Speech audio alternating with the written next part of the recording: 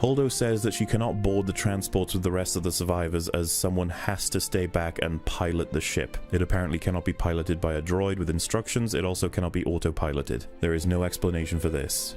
Again. I wonder if there's going to be a reason why the writers are forcing Holdo to stay behind in this wonderfully constructed film. The random subordinate lady then says, "I hope this works," implying there is some kind of plan here, but the audience has not yet been made aware of it. So we can't even be invested in the events at hand. Then we cut back to Rey, and in a shot-for-shot steal of episode 6, again, she has her cuffs taken off by Snoke just like the Emperor did with Luke. And we come to the exact same problem again. The Emperor wanted Luke to be free in order to fight Vader and fall to the dark side. Snoke only wants to torture and kill Rey, so why release her?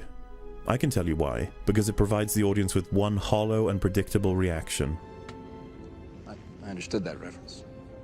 Snoke explains that he was worried about who would rise to match Kylo, as the balance must always exist. He assumed it was Luke, and yet he was wrong. Rey then says all the things that she's been saying up to this point, basically that she's good, Kylo is going to be good, and Luke is not useless. All of these statements are laughed off by Snoke as he basically tells her that he orchestrated all of it. He created the bridge with Kylo, and he allowed her to see into his conflicted mind because he knew it would be easy for her to become manipulated by it. We don't really get to dwell on this, but what Snoke has alluded to would be Rey's second flaw. The first being that she's desperate to find parents, and the second being that she is too kind and sees a light in people when it isn't there or it's difficult to nurture.